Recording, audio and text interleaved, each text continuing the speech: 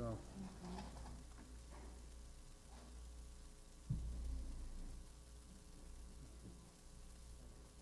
Supervisors Berg, Wamble, Mauer, and Grady are excused.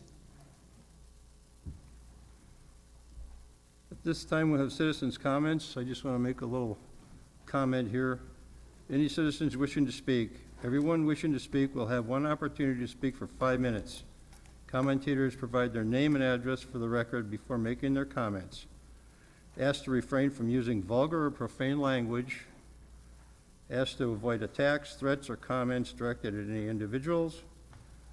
And under the Open Meetings Law, according to the Corporation Council, the board cannot respond directly to any comments made and are asked not to request that we do so. At this time, are there any citizens wishing to speak? Step up to the mic, give your name and address, sir. Thank you. Hold on a second. It's green. Go ahead. Go I'm ahead. Brian Bauschot, 25910 31st Street, Brighton. First, I'd like to say thank you to the Board of Commissioners in allowing me this opportunity to address you this evening. I'm not going to take much time, but I attended the August 17 Public Supervisors Board meeting. I listened to the reports from the committees, which said absolutely nothing in my mind. For example, the Highway 50 project is continuing, and I'm grossly paraphrasing because I know whoever it was that spoke that evening tried to say more, but I didn't hear more. One might think that perhaps, as that's a public meeting, a report would include some detail, perhaps some metrics of importance. I've presented at a lot of board meetings and a lot of senior executive meetings. I've run $80 million budgets in my business. When you present, you have to present something of substance. So a few metrics would be nice to have as a citizen to hear. But the public meeting's clearly not meant to engage us or to include the public, as generally what I saw last time was you sat with your backs to us, and I see some tonight. Could really care less to hear public comment. The audio at last meeting on Friday, the last meeting I was here just this evening, is reprehensible. You can't hear us, we can't hear you. Well, you can hear us because this mic seems to do pretty well. Or I'm just accustomed to speaking to a mic so I can actually raise my voice enough to be heard. When you consider that information that's shared is empty of any type of content, it's difficult to then hear people say, well, the public doesn't come to the meetings. The public clearly doesn't care. When the public comes to a meeting, they expect to get something of substance from that meeting. They expect to hear something that is actionable in their minds that can be understood. When they comment to the supervisors, they expect something positive in return, but I hear you can't talk to us. There was a positive note in August, and I want to commend you. That was the AAA bond rating. That's excellent news for the community. Awesome, great job, fantastic. Thank you all very much. The meeting then moved, and this is to tonight's business, to nominations for the Kenosha County Racial and Ethnic Equity Commission. I read all the applications. I read the recommendations to confirm. You're going to review them this evening.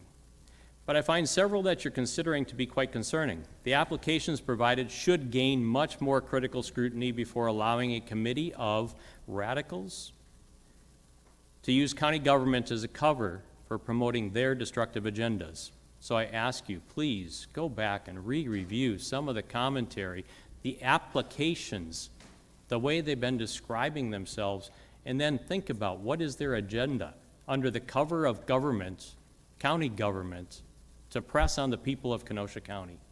So I find several of them unacceptable. I hope you do the right thing. Thank you. Thank you.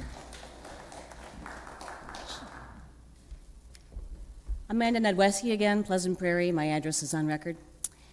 I just wanted to step up here real quick and say I did not appreciate that the County Board Vice Chair was not present for the public hearing portion of this meeting, and anyone who has their face in their phone, laptop, or their back to us is being extremely disrespectful to the people who hired you.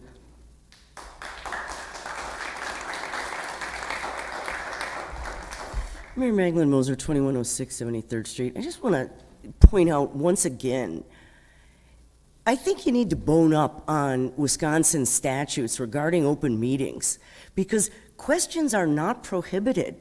Any one of you who is elected member of this body or any other body operating in the state of Wisconsin can make a motion during citizen comments or a public hearing to open up a dialogue. So instead of trying to intimidate us and issue these empty threats, pretending that we can't read the Wisconsin statutes, why don't you just try telling the truth once in a while?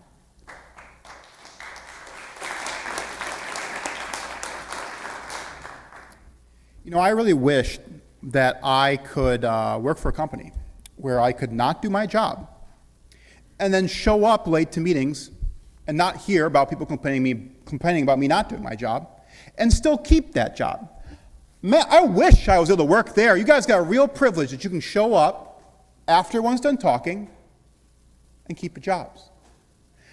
And I just want to touch on this little point here that the corporate counsel did mention, that it wasn't by law that we had to do 30 days. It was suggested by organizations that claim to represent the people. Well, you don't need their recommendations. Here's the people. Well, isn't that easy? The people are here now. You don't need those people anymore. And we want it 60 days. We want it to be looked at again. We want you to do your job.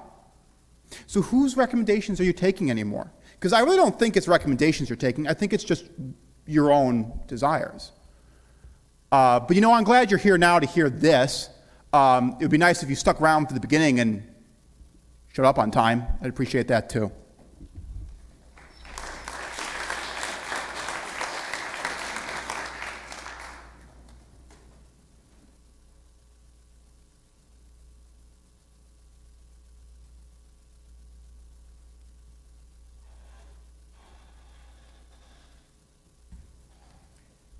My name is Dan Campion. I live at 11303 232nd Avenue in Tree River, Wisconsin. I'm also a village trustee for the village of Salem Lakes. I'm here to bring to the attention to the people, the supervisors, that we're a village of 15,000 people, 32 square miles. We cover a lot of real estate. We have currently 4 supervisors from the county board that services the constituents in the village. We also have 2 high schools, 5 grade schools. I'm bringing this to your attention because during election time, we have 3 polling places. 3 polling places cover 13 wards. 2 of the wards actually are split because of the ballots needed in order to go with the different school districts. So we actually have 15 different wards that we have to service. That creates 10 ballots. 10 ballots that we have to have in order to manage the voting within the village. I'm asking you to look at the maps and keep that in mind when you're voting to them, because we are a village of 15,000 people, but we do not have the resources to continually go after the voting, to do it proper, to do it right, unless we get some relief in regards to having these maps drawn so that we don't have to manage this many ballots to cover the village that we live in. Thank you very much. Thank you, Ann.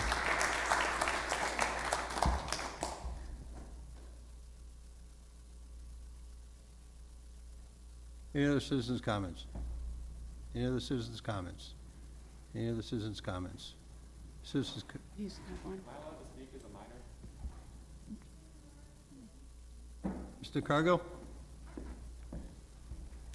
Hello, John Cargill, 10310 32nd Ave. I'd like to clear the air right now. I'm a youth and governance member, which means I'm in a program in which I learn about county government, and I sit as a youth representative on one of the boards, the Finance and Administration Committee. Can you not hear me? Sorry? Can't hear me. Okay, sorry. I'll try and talk into the mic more directly. That will probably help. I am rather young and inexperienced. You'll notice my tie knot is not very well done. I'm not here to defend the county board, and I think that if there are problems, then they should be addressed. And I applaud all of you who have spoken tonight. I think it's very important that everyone shows up and participates in government. I think that's an amazing thing. However, I do think that there are some considerations to be made when we're talking to the people who represent us. I think that a lot of people have talked about unity and about being united. And yet some people said that when they face away from us, it means that they're not looking at us. And some people said that when they look toward us, they're fighting us. Some people said that they should acknowledge where the supervisors live on the maps because it's important that we support the people who are currently elected. Others said no, because we should only be concerned with the citizens. I thought about speaking earlier, and quite frankly, I was a little scared too, but I don't think that we can just say, we are united and you should be too. I think there will always be some amount of division, and I think that there can always be something to be mad about. If there are problems, we should fix it. But it's really easy to get behind buzzwords, and it's really easy to be mad. Thank you.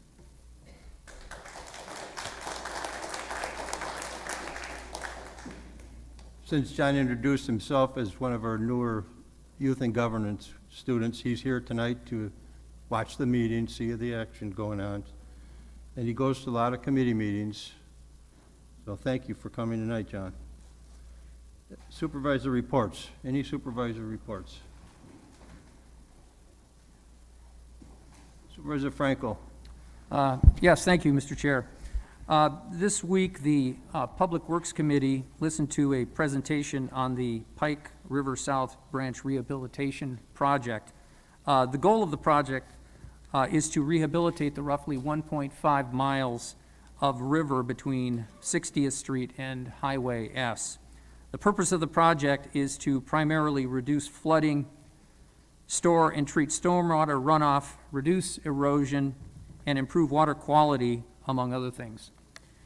Flooding has been an issue in the past, largely due to the velocity of water running through the river after heavy rain episodes, which also has been exacerbated by a lack of natural plants acting as a buffer. One way to deal with this is to redirect the direction of the river and restore a wetlands area. The project itself will cost roughly $16.6 million. The Army Corps of Engineers, one of the partners in the project, will contribute a maximum of $10 million. The other monies will come in part from grants, other non-federal funding, and bonding. The project will be reflected in the upcoming budget, and the timeline will be roughly 4 years, ending in 2025. That was the presentation that we got in a nutshell. Some other highlights in the division reports. Highway projects, both phases of County Trunk Highway S are expected to be completed by fall. County Trunk Highway KR is still underway, and the expected completion is in the fall of 2022. Work on State Highway 50 continues and is making excellent progress. County Trunk Highway U and the corner of Q and C improvements are also ongoing. 2 resolutions were passed dealing with the temporary easements on Highway 158 for WSDOT and a transfer of easement rights to U-Line for the maintenance and landscaping of the right-of-way contiguous to County Trunk Highway Q and U. That'll be going, those resolutions will be going to Finance Committee on Thursday. For parks, Phase 1 of the Veterans Memorial Park is scheduled to be completed by early October, which includes the Honor Plaza. At Pets Park, Phase 2 pedestrian bridge replacement has been completed. Work is also ongoing on the 3.4 miles of multi-use hiking trails. A resolution was also passed to apply for a grant which will be used to stock fish in the Kenosha County Veterans Memorial Park Lake. Facilities, the updating of security modifications for the courthouse and public safety building and the new Civic Center parking lot are underway. Maintenance updates at KCDC, Brookside, and Kemper are also ongoing. Finally, golf. 2 successful tournaments were held recently, the Kenosha County Open and the Kenosha County Executive Cup. Now, fall maintenance has begun with aerating the greens as well as tee and fairways as well. Several projects are about to start: course drainage, pets cart path restoration, and tree and brush removal. That's all I have. Thank you, Mr. Chair. Thank you. Supervisor Rodriguez. Thank you, Mr. Chair. Well, go ahead. Thank you, Mr. Chair. As some of you may have seen or heard, today kicks off the start of Hispanic Heritage Month 2021. Originally started in 1968 by President Johnson, Hispanic Heritage Week was expanded in 1988 by President Reagan to Hispanic Heritage Month. Every year since then, from September 15th to October 15th, we celebrate the contributions of Hispanic Americans tracing their roots back to Spain, Mexico, Central America, South America, and the Spanish-speaking nations of the Caribbean have made to our society and culture. Before I continue, I'd like to take a moment of silence briefly in respect of Diubis Laurencio Tejeda. He was a Cuban protester who earlier this year was killed by Cuban police, protesting for what him and thousands of other Cubans believed were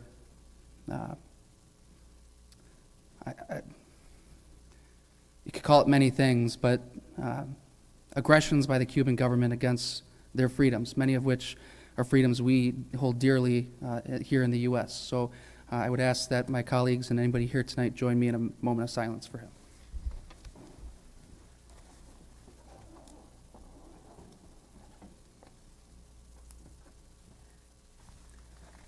Thank you. Thank you. I'm not done yet. Okay. As we celebrate Hispanic Heritage Month, we look at nations like Cuba, who look at nations like our own. And in Cuba, earlier this summer and late spring, we saw thousands of Cubans take to the streets. We had over 100 arrested, Cubans shouting down with communism. We saw the Cuban regime, releasing violent prisoners to aid the military police in quelling the protest. I know that was kind of a bleak little blurb, but I think it's important to highlight. Moving on, we just finished our census data here in the U.S. The U.S. population growth was largely an account of Hispanic Americans. Hispanic Americans accounted for 51% of the U.S. population growth. The three largest Hispanic groups in this country are, in order, Mexicans, Puerto Ricans, and my favorite, Cubans. And here in Wisconsin, the second biggest ethnic group is Hispanics as well. The day of September 15th today is significant because it is the anniversary of independence for many Latin American countries, including Costa Rica, El Salvador, Guatemala, Honduras, and Nicaragua. In addition, Mexico and Chile celebrate their Independence Day tomorrow and Friday, respectively. Almost done, bear with me.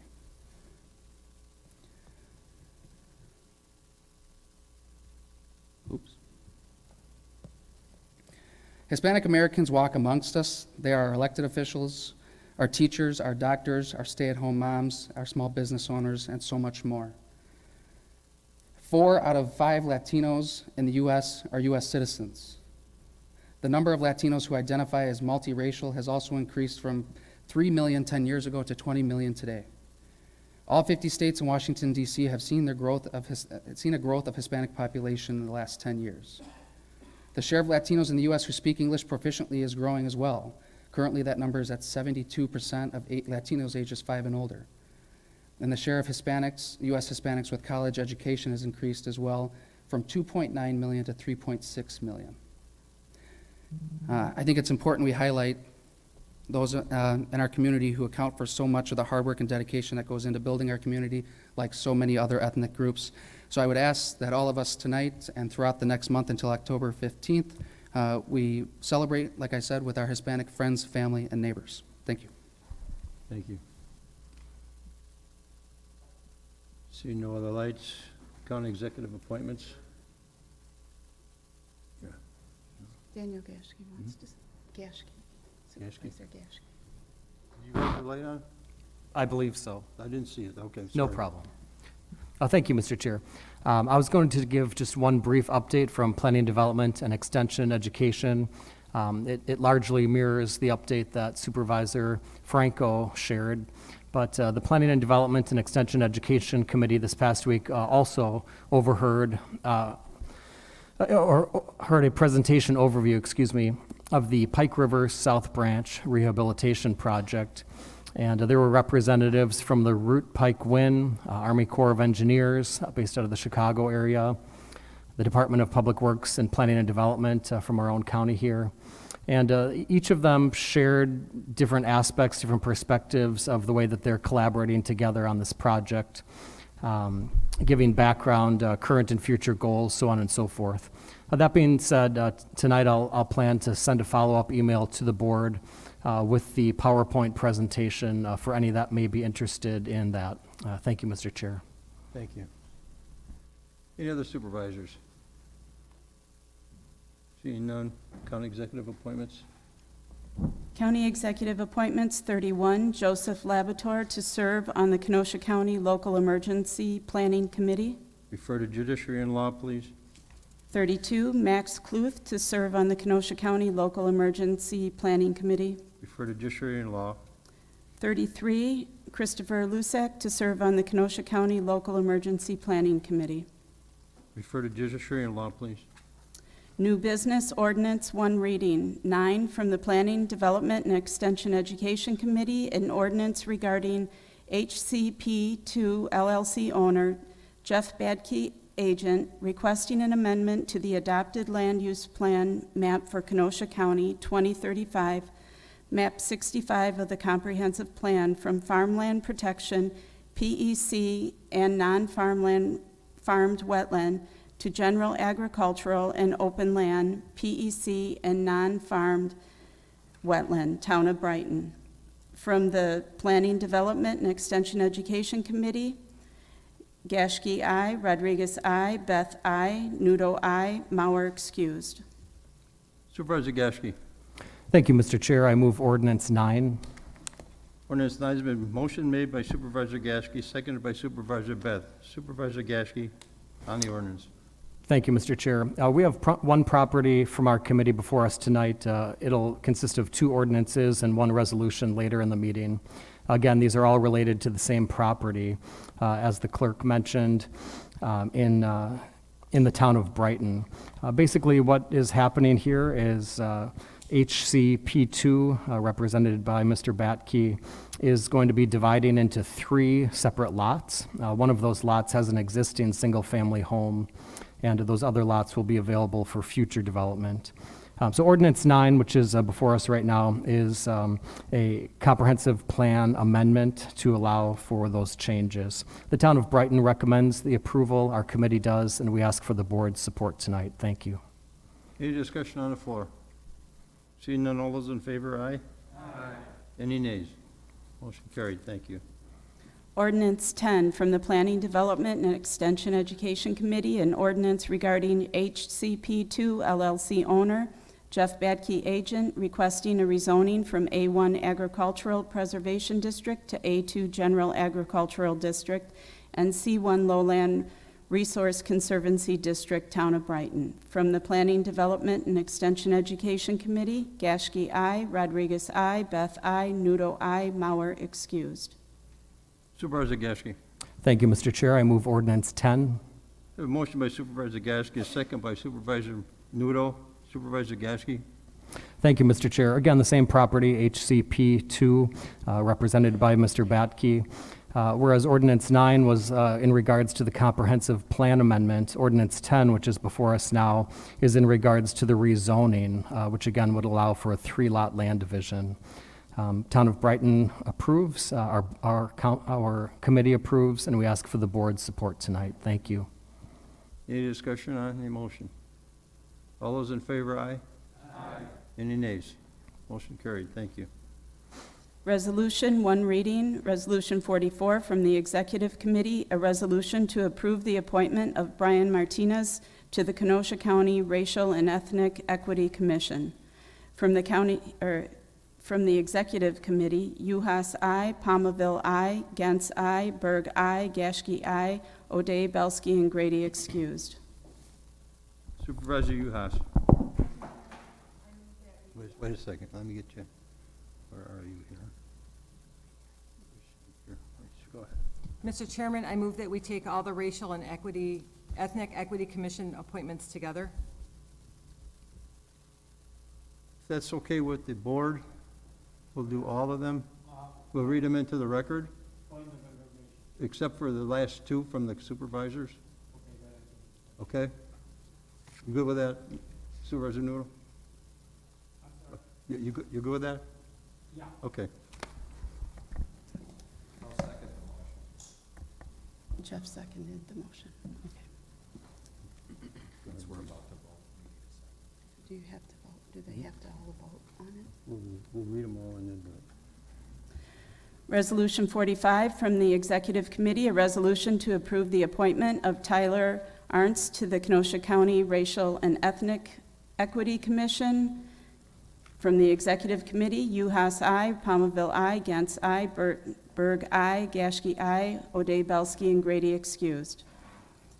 Resolution 46 from the Executive Committee, a resolution to approve the appointment of Braden Backer to the Kenosha County Racial and Ethnic Equity Commission. From the Executive Committee, Uhas I, Palmerville I, Gantz I, Berg I, Gashke I, O'Day Belsky, and Grady excused. 47 from the Executive Committee, a resolution to approve the appointment of Justin Crosby to the Kenosha County Racial and Ethnic Equity Commission. From the Executive Committee, Uhas I, Palmerville I, Gantz I, Berg I, Gashke I, O'Day Belsky, and Grady excused. From the Executive Committee, number 48, a resolution to approve the appointment of Elizabeth Garcia to the Kenosha County Racial and Ethnic Equity Commission. From the Executive Committee, Uhas I, Palmerville I, Gantz I, Berg I, Gashke I, O'Day Belsky, and Grady excused. From the Executive Committee, Resolution 49, a resolution to approve the appointment of Mimi Yang to the Kenosha County Racial and Ethnic Equity Commission. From the Executive Committee, Uhas I, Palmerville I, Gantz I, Berg I, Gashke I, O'Day Belsky, and Grady excused. Resolution 50 from the Executive Committee, a resolution to approve the appointment of Darrell Green to the Kenosha County Racial and Ethnic Equity Commission. From the Executive Committee, Uhas I, Palmerville I, Gantz I, Berg I, Gashke I, O'Day Belsky, and Grady excused.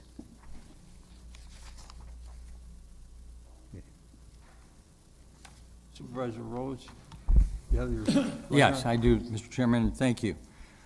I am surprised and shocked that the executive failed to appoint a single African-American woman to this committee. Over 1 year ago, the riots have occurred. Some $40 million worth of damage was done, and people's lives were upset, and equilibrium and peace in the community was challenged. This is a committee that should have been appointed within 30 days, but after over a year, the county executive failed to appoint a single African-American woman to this community. He appointed some African-American men to the committee, and I'm asking him, does he think that they are to speak for the women? I am very surprised that two women who were applied for this, two African-American women who I think are quite qualified, were rejected. I think that this undermines the credibility of this committee. We call it a Racial and Ethnic Equity Commission, and not a single African-American woman appears on it. This will undermine the credibility of this committee and this community. There's already being talk of it. I've heard it myself. This is something that we as a board should not overlook. The executive may have overlooked it. I think he should be criticized for it. He had over a year to consider it, and there were people who applied who he overlooked. I'm asking this board not to overlook it, to send these appointments back to the executive with the clear understanding that we expect more. We expect African-American women to be represented on this representative committee. It's very clear in our original adopting resolution that it was to be representative. But when you don't include a single solitary African-American woman to the committee, you can hardly consider it representative. Therefore, Mr. Chairman, I ask that we refer this back to the executive for reconsideration.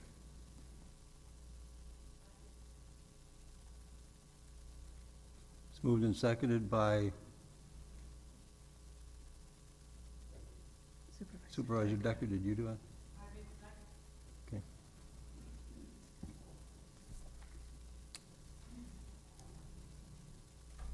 Any discussion on the motion?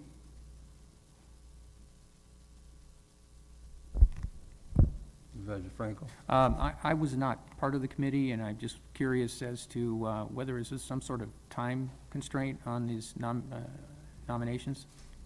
Has to be done in a certain period of time, or what?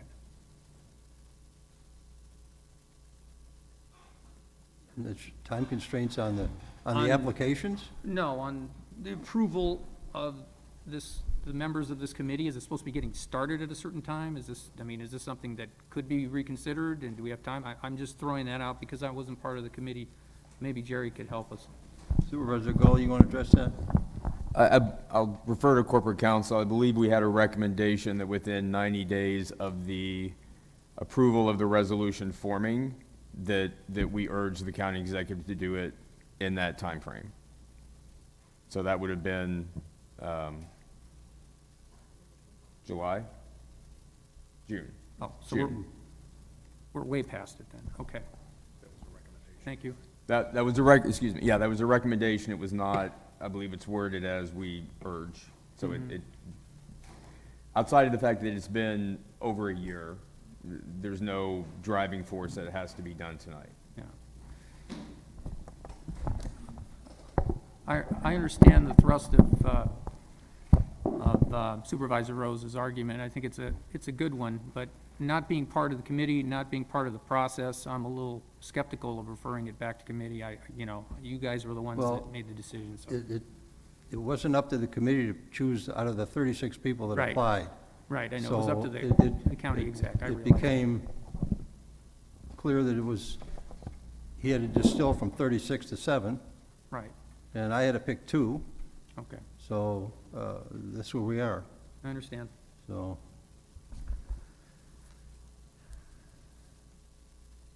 Supervisor Nudo on this motion? Yeah. I'm going to vote yes for this motion, just trying to give a chance to the executive to correct himself, even though when he will come back to the floor, I will be voting no against all of them, like I've been doing this before, because I don't trust any of the appointments that the county executive makes. I've been very vocal on that, and I will continue on doing that until I can see that he changed, that he does everything in good faith, and not to force anybody, once he puts on the committee, to carry the water for him, just like he tried to do with me when he took me off of the committee, because he said I was asking too many questions, and I did not... Supervisor Nudo, you're going out of order here. No, I'm not. You're leaning out of order. I'm going to rule that, okay? Well, you can rule whatever you want. Okay, I'll wait until the other motion. But Any other discussion?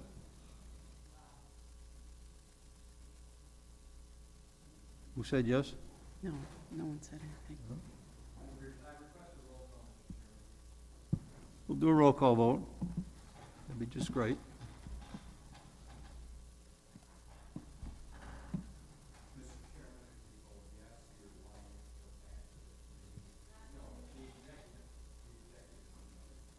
No, the executive. Yeah. Yeah. Wait. Correct? What's your question again? Thank you. Yes? Yes, if you vote yes, you want it sent back to the executive. If you vote no, you want to just Correct. end that motion and move on to the motion at hand. Thank you. Just wanted to make that clear.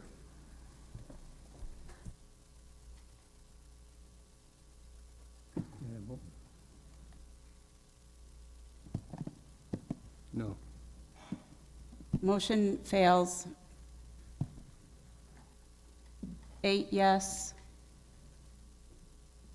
10 no. So back on the motion again. Any discussion on the motion?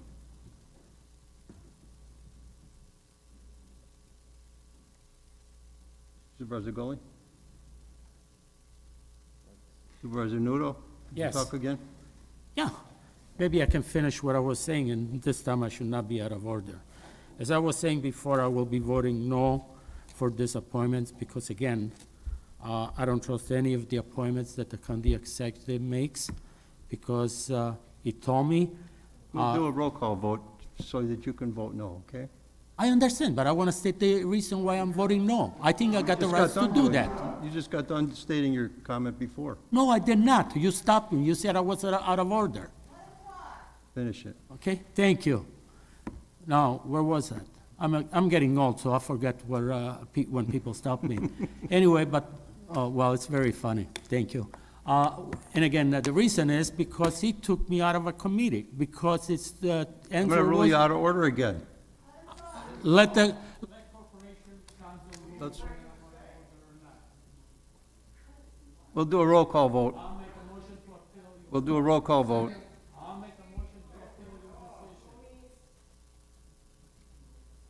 We're doing a roll call vote on the motion.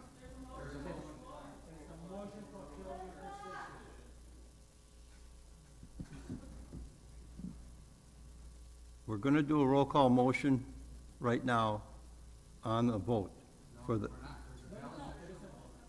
Hmm? Who appealed?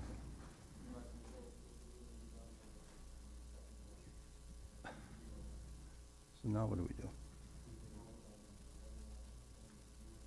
I can't hear you.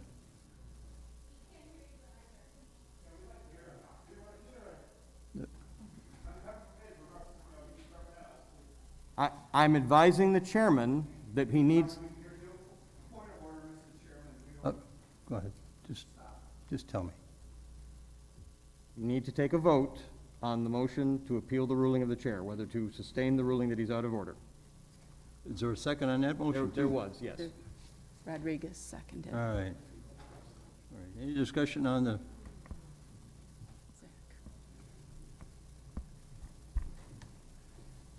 Supervisor Rodriguez? Thank you, Mr. Chair. I think it says a lot when the chairman of this body or the chairman of one of this body's committees does not like what he or she is hearing and decides that that speaker is out of order and tries to rule that speaker out of order. We don't like what everyone has to say. I'm sorry, Supervisor, the motion is not debatable. Okay, well, he called on me. No, I understand. Yep. I think I said enough with that. All right, roll call. take a roll call vote. Motion to overrule. Yeah. Yeah, that Gabe is out. If you're,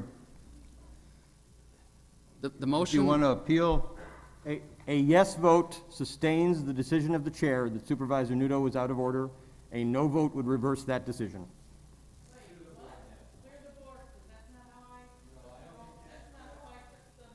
yes means to overrule. You're agreeing with the motion.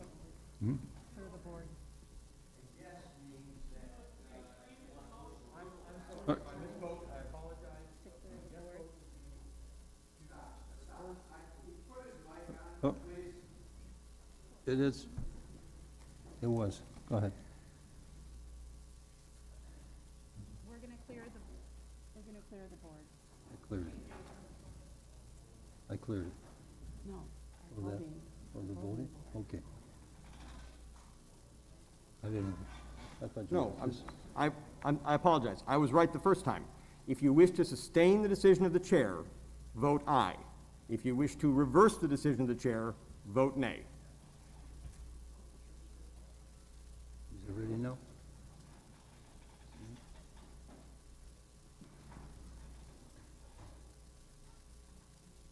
Which is yes and which is no, the blue? Which is yes and no, the blue is positive? It's up there. Oh, that, no, the green is positive. I can't see it too, right? Not very good. Motion fails. 7 yes. The decision of the chair is reversed. Supervisor Nudo may continue. Well, I was You're on, almost you're done. on. Go ahead. I would just want to say the two reasons that he told me was not reappointing me.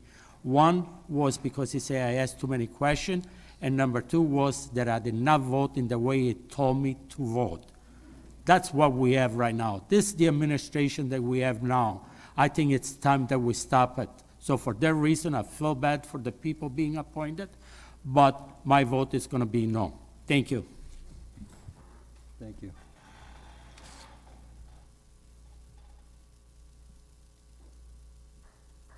So back to the motion now. You want a roll call vote? All those in favor of the appointees? Just, yes? The motion would be to approve resolutions 44 through 50, the appointments made to the Racial and Ethnic Equity Commission made by the county executive.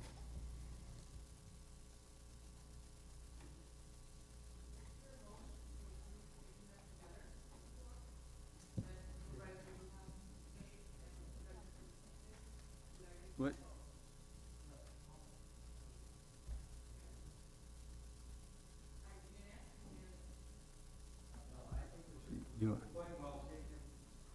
You have a question of the Corporation Counsel, or what? Supervisor Decker, you have a question as a Corporation Counsel? Isn't the motion on the floor the motion that Supervisor Uhas made and Supervisor Gens seconded to take all the appointments together? Because Yes, we yes. never voted on that. That's, yeah, we're voting on it No, now. no. This is, I'm not saying to vote to approve these. I'm That- saying Supervisor Uhas's motion to take them together. No, we read them into the record because nobody said they didn't want them individually. You didn't ask that, I did you? Yes. Okay. You missed that, I'm sorry. But this is to vote for all of them Okay. together.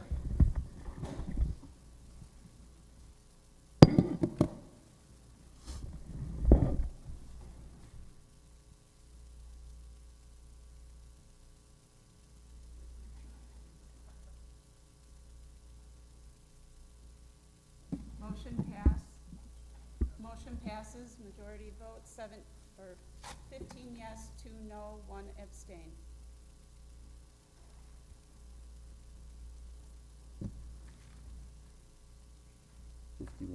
Resolution 51 from the Executive Committee, a resolution. I got it.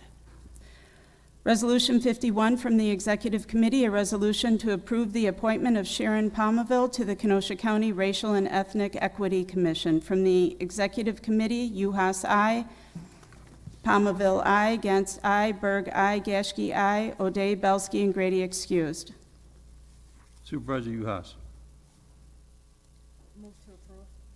Motion by Supervisor Uhas, seconded by Supervisor Gens. Supervisor Uhas.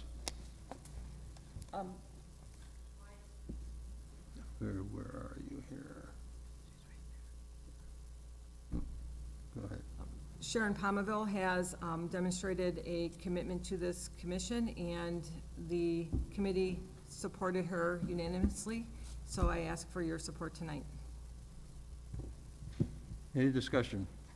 All those in favor?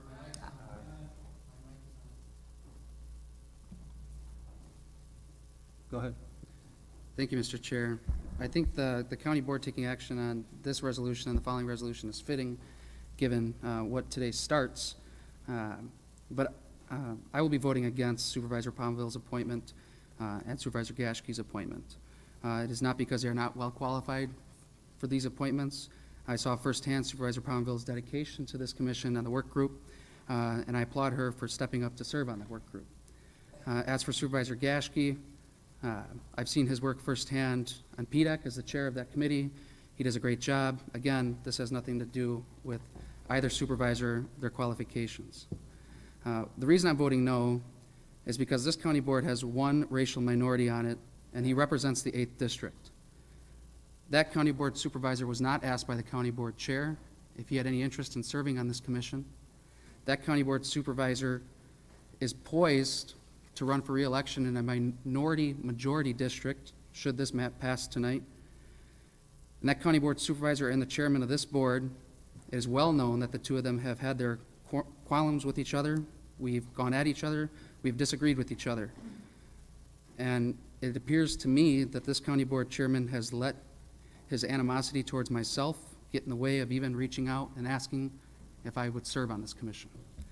It's for those reasons that I will be voting no on Resolution 51 and Resolution 52. Again, Supervisor Palmerville and Supervisor Gashke are incredibly qualified, and I wish them well in this commission. Supervisor Decker.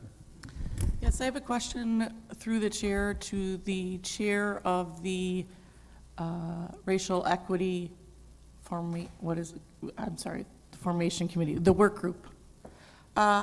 We were told, if I remember correctly, that anyone that was served on the work group was not allowed to be on the commission.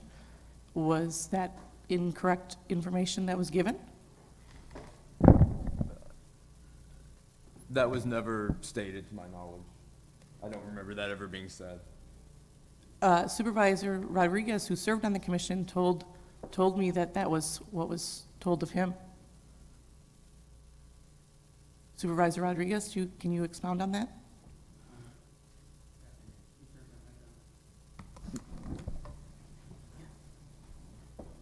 Are you commenting, Supervisor Rodriguez? I am. Go ahead. Thank you. It was my understanding when we were looking for individuals to come forward to serve on the work group that the expectation was going to be made, or the acknowledgement would be made to and from them that this was for the work group and not to be later serving on the commission itself.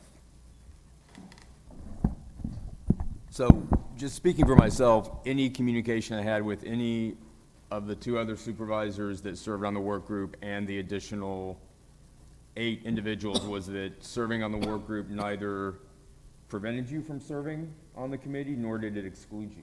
So I apologize if that message came from somewhere, but that is most certainly not the message I gave to anyone.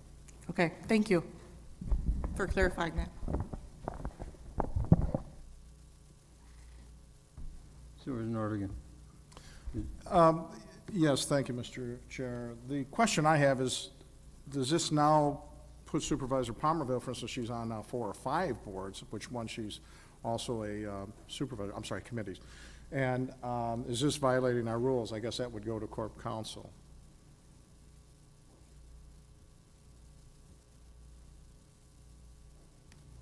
I'd have to look at that, Supervisor Nordigan. I'm not prepared to necessarily answer tonight.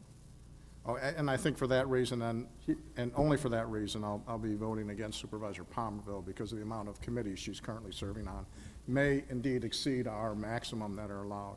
Thank you. She has, one comment I'll make on that is that neither Supervisor Gashke nor Supervisor Palmerville are going to have any position on that commission of authority. They're not going to chair it, they're not going to vice chair it, they're not going to be the secretary. It's going to be one of the 7 people is going to be chairman, one of the 7 people is going to be, but it's not going to be them. They're going to be on the commission to kind of report back to the county board. Okay? Point of information, where is that coming from? Because that's what they wanted. And that's what they didn't want to chair it. But that's not per the resolution. No. I mean, it's a gentleman's agreement, but that's they're not They're not going to try to run the thing. But they might be nominated and They might voted be on. nominated. Chances are they'll turn it down. They didn't. Okay, but the way you presented was that was not possible, and I don't think that's accurate, right? No. Okay.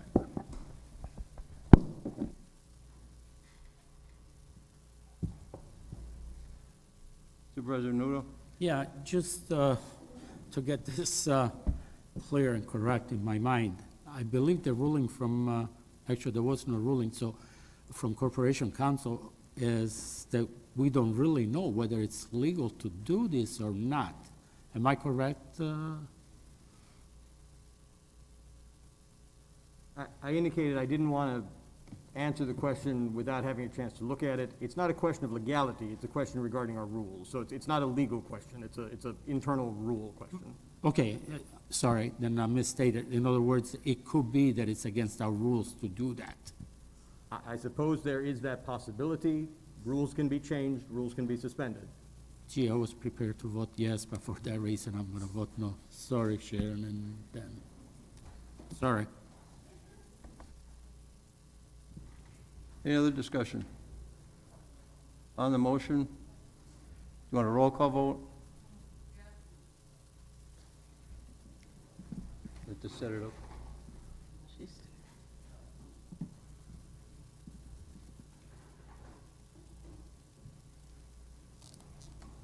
Yes, you're for. No, you're not. All right? Motion passes, 14 yes, 4 no.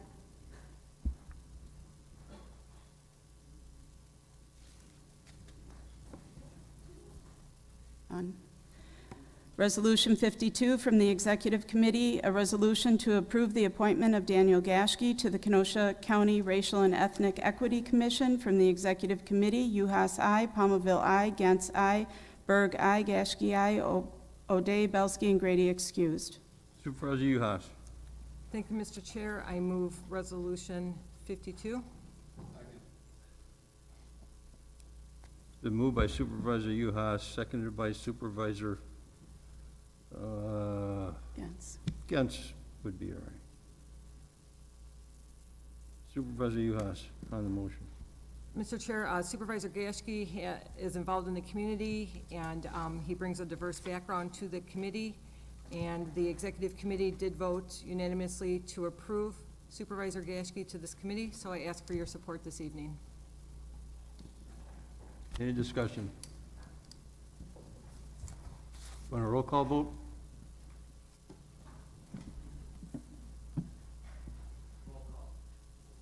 Roll calls requested. That's fine.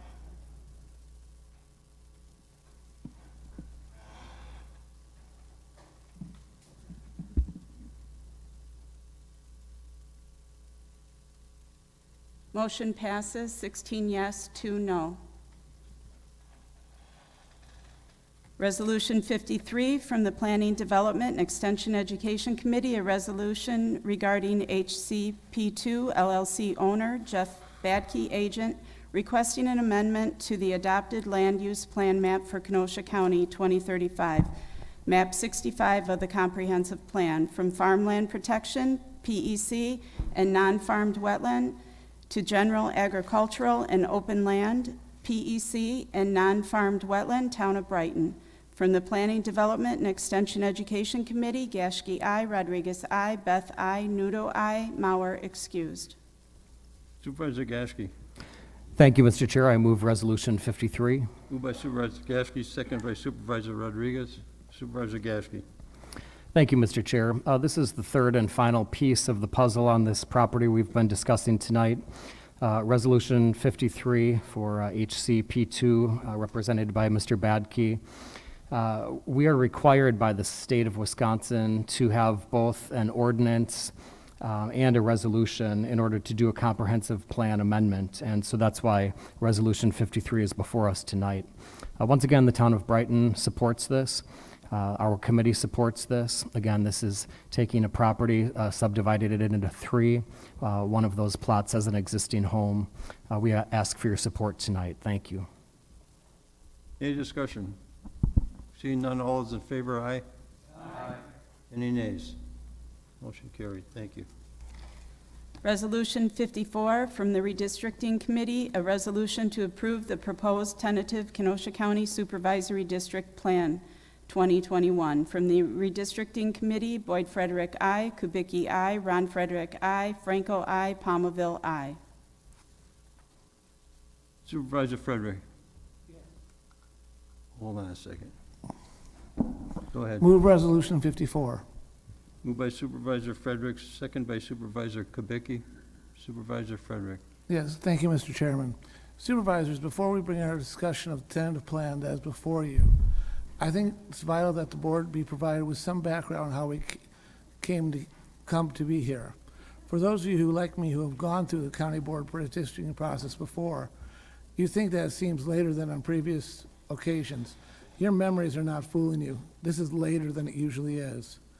In a typical redistricting year, we probably would have received the data from the Census Bureau in April, and would have 60 days from the date of the data received to have our full staff review the data, begin drawing maps, and discuss various options before we would have to approve a tentative map of supervised districts and which sent them to the municipalities. The municipalities would then have 60 days to which to draw the wards, working in good faith and have a tentative map provided to them. After those maps were returned, we would then have further 60 days to undertake any final work, including any change that needed to accommodate the wards created by the municipalities before we approve a final map for our supervisory districts. As I would say, that would be in a typical year. Unfortunately, we all know we're not living in typical times. The data from our Census Bureau that we would have expected in spring was received by the state August 12th and sent to the county on August 16th, a full month and a half after the time we would normally have finished our tentative map. While there was a bill in the state legislature that would have put the redistricting process off a year, recognizing the challenges that would be faced in trying to complete the process this year, that was vetoed by the governor. After that occurred, the Wisconsin Counties Association, in conjunction with the Wisconsin Towns Association and the League of Wisconsin Municipalities, developed a timeline which condensed a normal 180-day schedule into a 90-day one, ensuring that the process could be finished in time for the spring 2022 election and would be properly noticed within new districts to accurately reflect new population numbers. Failing to complete this work and running next year's election under the current maps is not an option that would leave us vulnerable to a legal challenge that we would face properly account in changes in population during the last decade. Further, we have reached out to both the County Association and other counties around the state, and as far as we know, every county is intending to complete the redistricting process work this year. Not a single county appears to be delaying or putting it off. One impact of the compressed timeline is the need to move considerably more speed than we otherwise would do. Upon receipt of the data, the staff of Land Information began to examine and explore shifts seen in population. They then began working on east to west direction, taking care of the use of that population information to attempt to create districts that were substantially equal in population, while it's also following traditional principles of redistricting, including protection of minority voters, compactness, respecting municipal boundaries where possible, and maintaining community interests and protecting incumbents. The first two maps that were created by this method had the effect of placing two incumbent supervisors in the same district, demonstrating the challenge that drawing these counties maps can pose. Due to the increased difficulty in creating the districts that are compact, fellow municipal boundaries, and contain sufficient population to be substantially equal. When these concerns were raised about the fact that these incumbent supervisors were placed in the district, I initially asked staff to look into the situation, but based on the tight schedule and initial concern expressed by changing those maps that could result in a cascade effect in those districts, I did not expressly ask the staff to prepare another map. The committee, in the first meeting of the last week, did make that request to staff, who worked diligently to prepare the map, which was presented last Friday night and was approved by committee for presentation to the full board tonight. In preparing that map, staff first started with a commitment to separate two previous combined incumbents and then worked in a different direction, west to east, in order to come up with a map you have before you. This ensures that no district contains more than one current incumbent. They are, as best they can be done, compact and maintain communities of interest, and they ensure the appropriate split between city and county district by respecting, where possible, municipal boundaries.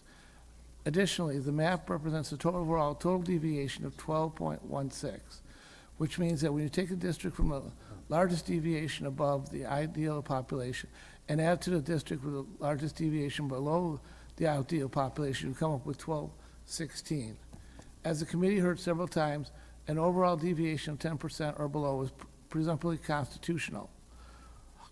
Overall deviations of 10 to 16.4 can be defended and justified just as long as the deviation can be explained by serving other traditional redistricting principles. At 12.16, based on other factors taken into consideration. We have a map the staff is comfortable is legal and appropriate. I want to take this opportunity to thank Scott Schutte and Greg Fleiss, who have put countless of extra hours in to make sure that we are on track and approving a tentative map tonight and have this process completed in time to ensure that the elections can be held next year on new and appropriate maps. Does this plan before you address and accommodate every desire and request from every member of the board? It does not. It does, however, meet the legal criteria for population deviation, has districts as compact as possible, and serves traditional redistricting principles and keeps on schedule to complete the process this year as we must do. I urge supervisors to approve this tentative map this evening so that we can so the next step in the redistricting process can proceed. Thank you. Before I ask for a discussion on the floor, I'm going to clear the board, just to start over. Supervisor Nudo. Thank you. I'm going to try very careful not to be called out of order this time. Some of my comments tonight are going to be a repetition of previously stated at the committee level. The county board should be a nonpartisan. However, we'll know better. This committee in the past has been with members from both sides. Not this year. I'm not accusing them of anything, but the appearance is bad. We have 180 days to finish this process, but we're trying to do in less than half of the time. I say, let's take our time and do it right. The map presented tonight, I believe, is unconstitutional for many reasons. And just to mention some, the deviation over 10%, districts not contiguous, and many more issues. The first maps presented to put two supervisors in the same district, in my opinion, was done on purpose to divert the attention from the rest of the gerrymandering the other districts have. In the past, more specific in 2011, there was definitely gerrymandering, including the district of the present chairman of this committee. Right, Boyd? Incidentally, the present county board chairman, John O'Day, was a member of the 2000 Redistricting Committee. Also, former county board chairman Joe Clark was a member of the committee. The Joe Clark, which, by the way, is the same person that spoke during citizen comments at the last committee meeting, addressing the committee, used words like, dish out justice, you have leverage, use it, and you're wearing the boots, kick them. What it sounds to me is that basically is saying, we got the votes, and we can do whatever we wanted, which the reason on that, I don't know, you decide. Once again, I repeat, let's take our time and do it right. An alternative map with a very low deviation, less than 1%, takes in consideration school districts' boundaries, community of interest, and compactness is being prepared. Once again, I know it's repeating myself. I repeat, let's take our time and do it right. These are some of the reasons that I'm making a motion to send it back to committee and bring a map that meets all the legal and constitutional guidelines. Second. It's been moved and seconded. Who did the second? Seconded. Thank you.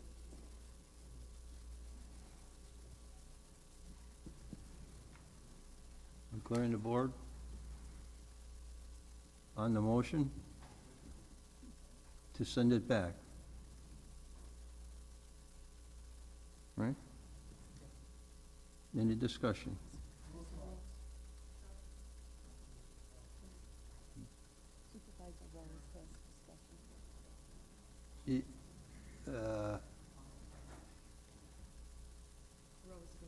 He was in first, though. Yeah. He was, all right. Go ahead, Supervisor Rose. All right, thank you, Mr. Chairman. If we go back to the last election, we were in litigation with the city at that time. Perhaps you've forgotten that. If you pass this resolution this evening, we'll be in the probably litigation with them once again. We should have learned from that last experience that working with the city of Kenosha is a good thing. It's a positive thing. just doing our map and sending it over there, and then they do ours, and we get into more litigation between us, is not positive. That's a lesson we should have learned the last time around, but apparently we have not. We should be working together on this for the simple reason that, just as Mr. Campion, speaking on behalf of Trevor, where he lives, and the village board where he serves, made the point that here they have 3 different supervisors. I represent the 2nd district in Kenosha. It's by the lake. There are 3 different city council members representing that area, which formerly was represented by 1 city council member when the districts were contiguous. I understand now we have fewer supervisors and the same number of members of the city council. However, it is not so many that there should have to be 3 different city members of the city council and only 2 or so members of the county board. If we met with them, talked with them, we could alleviate these kinds of problems, or at least get closer to a contiguous plan. We haven't even tried to do that. I suggested that privately to some of the members of the committee, and the answer was, oh, no, that's not possible. That's sort of the attitude between city and county here. We'll do our thing, you can do your thing, and perhaps we can cut the ribbons at the expansion of some factory. That's not good enough. It points in the direction of why do we need metropolitan government? For this very reason. We don't work together. There's litigation on the horizon right now. You've seen it in a letter that came to us by email, if you've checked your emails this evening. Could be on the horizon with the city as well.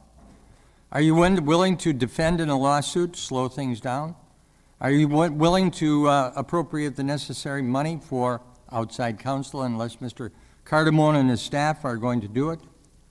He hasn't said so. He'll probably hire outside counsel for a highly technical issue like this. There are many attorneys who specialize in this kind of litigation, and it will be expensive. I ask you, is it worth it? Or does it make more sense to return this to the committee, work with some of the villages here? We've heard what the people from the county have said.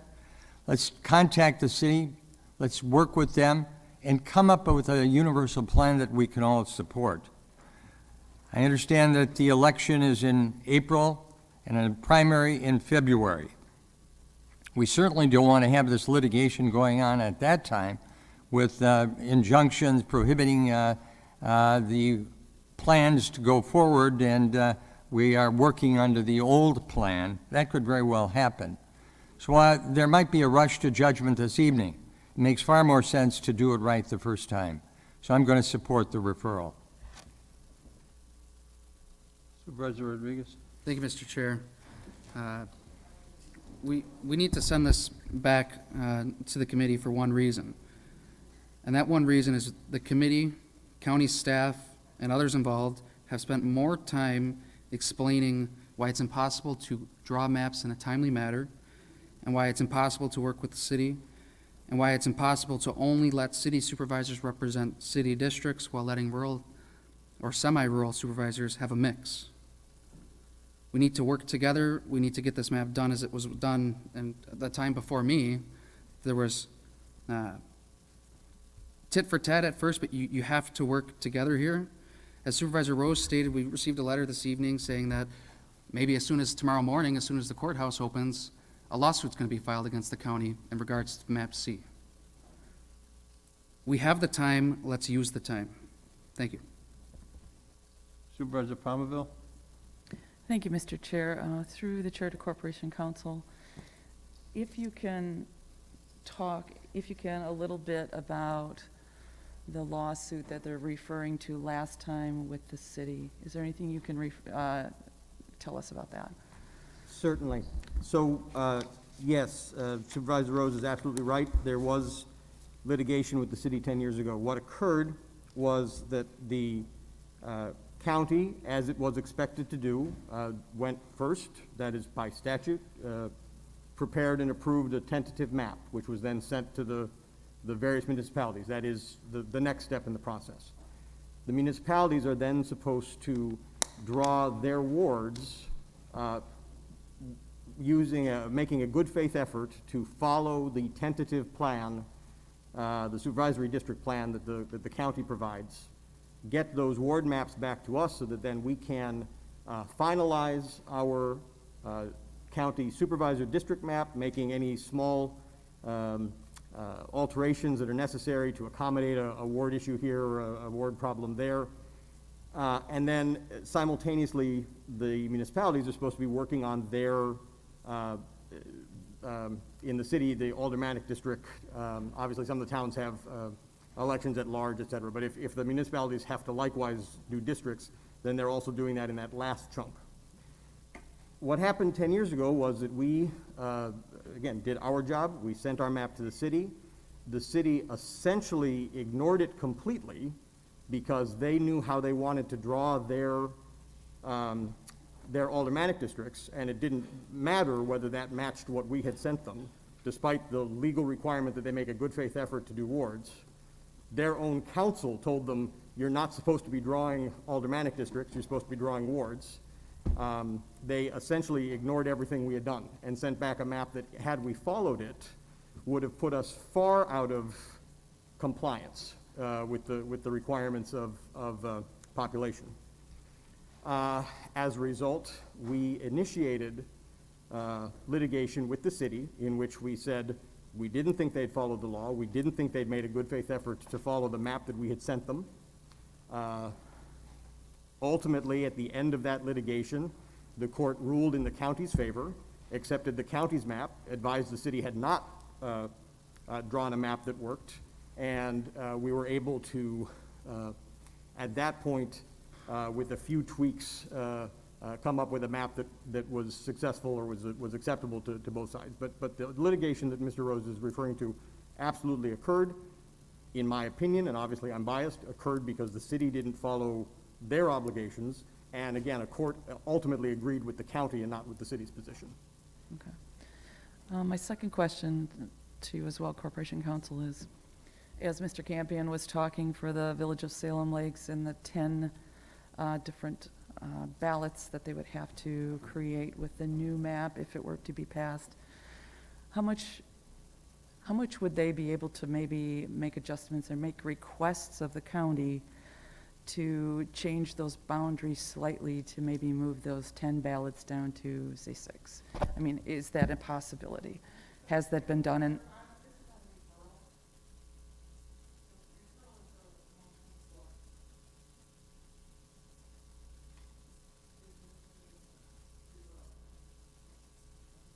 I don't know. Supervisor Palmer, you have the floor. And your question was to the Corporation Counsel? Yeah, the question is referring to Mr. Campion's concerns for the Village of Salem Lakes and the amount of ballots that they would need to create for each election if this was the map that was approved. Is the next step where they could potentially make requests of the county to change boundaries slightly so that those number of ballots wouldn't be so much as the concern he was talking about? My understanding, and I would in some extent defer to Mr. Schutze, but my understanding would be yes, if we were to get a map back that, in order to accommodate some of those, asked us to make some slight tweaks to the map, I believe that could be done. It's why we have a tentative map now and a final map that we have to approve later. Okay. And then my third question is if this is not approved tonight, if it does not pass this evening, what does that do for the timeline that we need to adhere to by law? What does that do for that? I believe it makes it even more challenging than it already is. In order to run elections next spring on new maps, which reflect the new census data that we have, the new realities of where populations are located, The clerk has to do a notice of that election, including what's going to be on the ballot and what those districts are. That notice has to go November 23rd at the absolute latest, because it has to come out 1 week before candidates are able to pull papers for that spring election. So we have until November 23rd to finish the process. Otherwise, we are in significant danger of running elections next year on bad maps, on old maps. Thank you.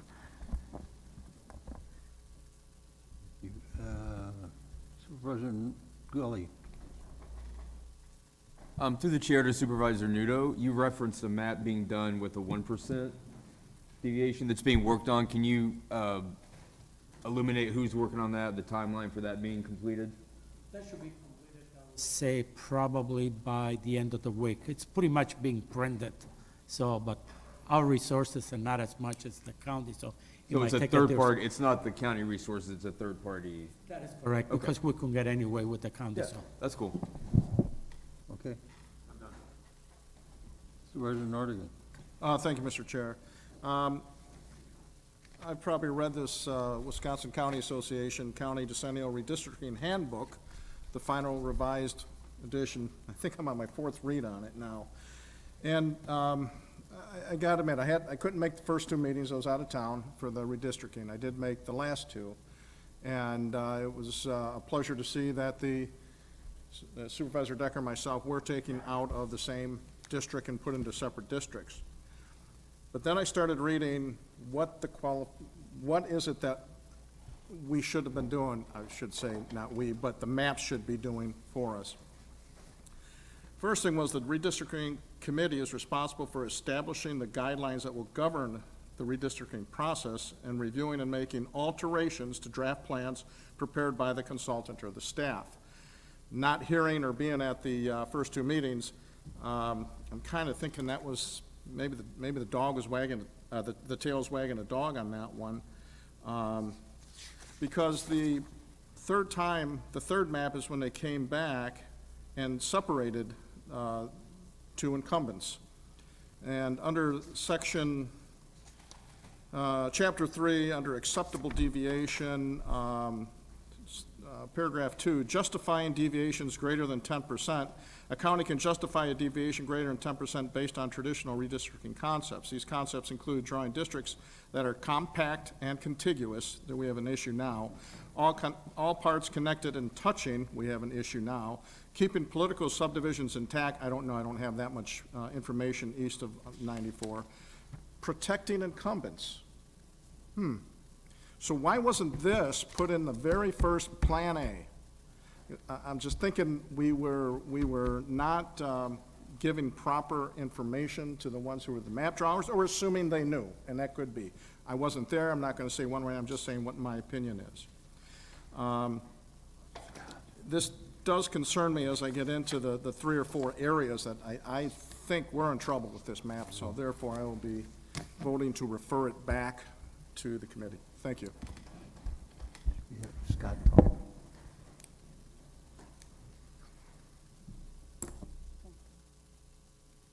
Supervisor Frankel. Thank you, Mr. Chair.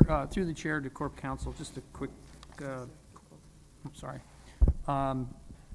Considering the problems that you outlined in 2010 with trying to coordinate, or trying to get the county map and the city map to coordinate, I should say, do you, in your opinion, do you think it's fair to say that it's probably not realistic that 14 city supervisors and 17 city council supervisors are going to jibe their maps and that we're going to agree? It sounds like, from what you said, I wasn't on the committee in 2010, I wasn't even on the board for that matter, but it sounds like from what you said, it sounds good to refer it back if we could jive city council wards and, county districts, but they're different numbers, and it seems like it would be virtually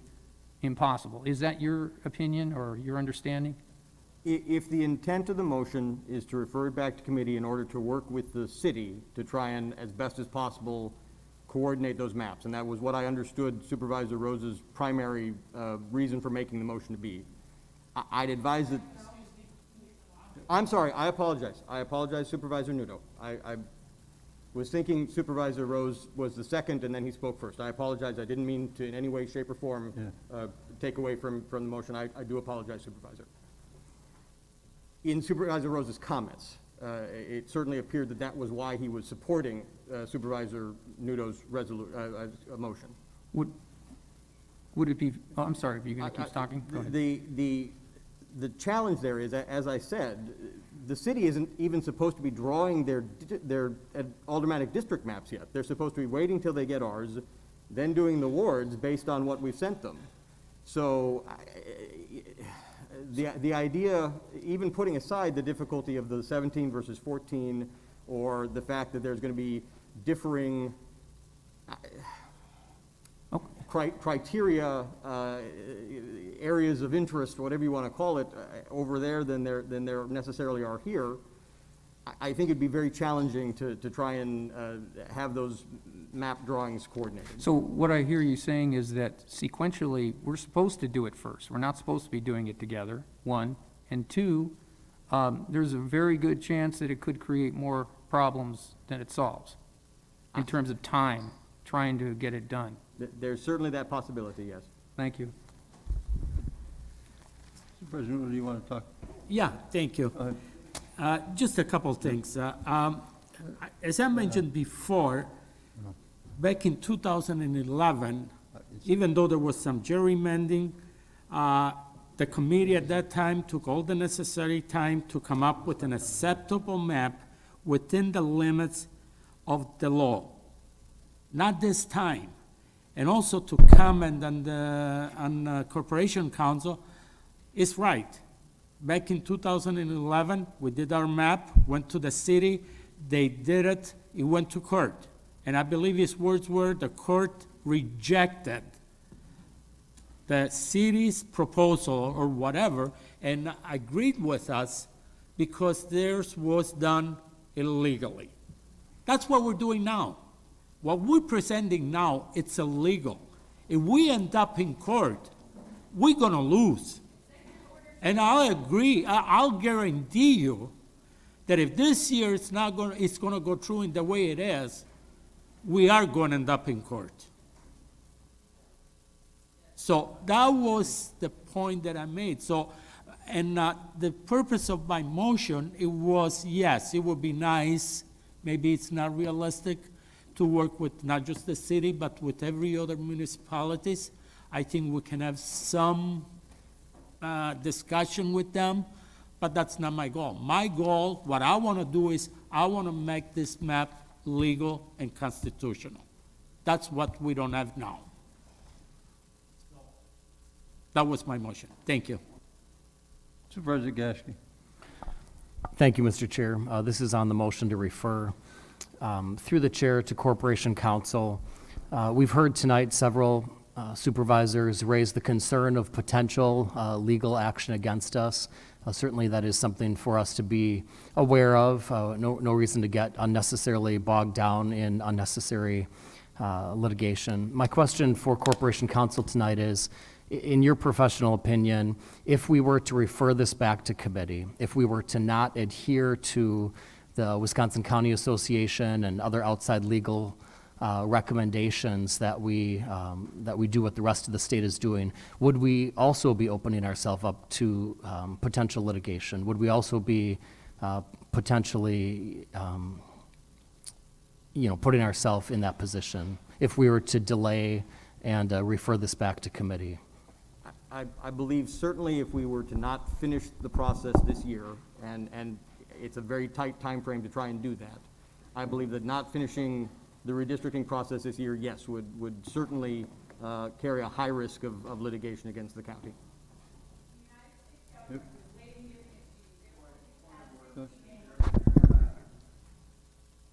Supervisor Rose, you have the floor.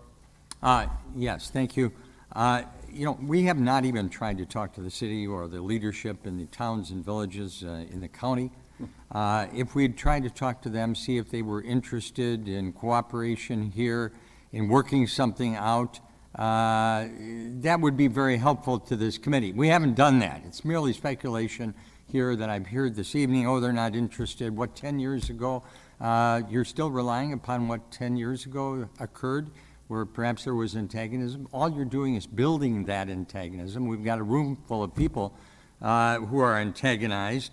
There is time to do all of this. How many weeks has the committee spent on this already? We have now until at least post-Thanksgiving to come up with this. It's not impossible if you want to do it. You've taken the responsibility to do it. You've had a few meetings in the evening, spent, I'm sure, under 10 hours. You have a staff working. The city has a staff working. It all can be done. Or are you just trying to think of ways with these questions to the Corporation Council, which really are requesting opinions to undermine the resolution to refer, to defeat it? If that's what you want to do, go ahead and defeat it, and you'll spend a lot of money and a lot of time in court, and we'll be back here anyway saying, I told you so. Finish, Supervisor Rules? Yes, thank you. Supervisor Rodriguez, did you want to? Yep, thank you. I again want to highlight how quickly this was done and how it was done without regard to precedent. We look at our neighbors to the north in Racine. They have numerous maps with deviations under less than 1%, and doesn't even seem, even with map C, it doesn't seem that there was an attempt to get below 10%. All three maps have deviations above 10%. And now we're asking ourselves, well, if we don't pass this, then somebody might sue us because we might have elections with old maps. But I feel like some of my colleagues are forgetting or choosing to ignore the email that we got this afternoon that says, if you pass this, we are going to sue you. So where do we want to defend ourselves? Do we want to defend ourselves in court and say, we're taking a little bit extra time and length and time and energy here to make sure our maps are done right because we got the information late? Or do we want to defend, or try to defend, that it's unconstitutional? That's the question at hand here. We can take the time, let's slow down, and let's aim for a deviation under less than 1%. We've seen it done. We've seen it with our neighbors to the north in Racine. It's not impossible. What we're seeing is staff not doing it. Now, whether that's on their own accord or somebody's telling them not to do it, that's what we have here. Thank you. Yeah. Supervisor Gens. Thank you, Mr. Chairman. Just for my own personal understanding of this situation, through the chair to the Corporation Council, Supervisor Rose just made some comments saying that we have until after Thanksgiving. That's not what I understand. This is passing our temporary maps to move them on to the municipalities, towns, villages, and the city so they can do their work on them. Am I correct in that assessment? Yes. Okay. So we do not have until after Thanksgiving to do this. I mean, had the legislation passed at the state, we would have till next year. I don't feel we can run an election with the same maps. Through the chair to the clerk, when is the drop dead date that you need to get notices out for the next election?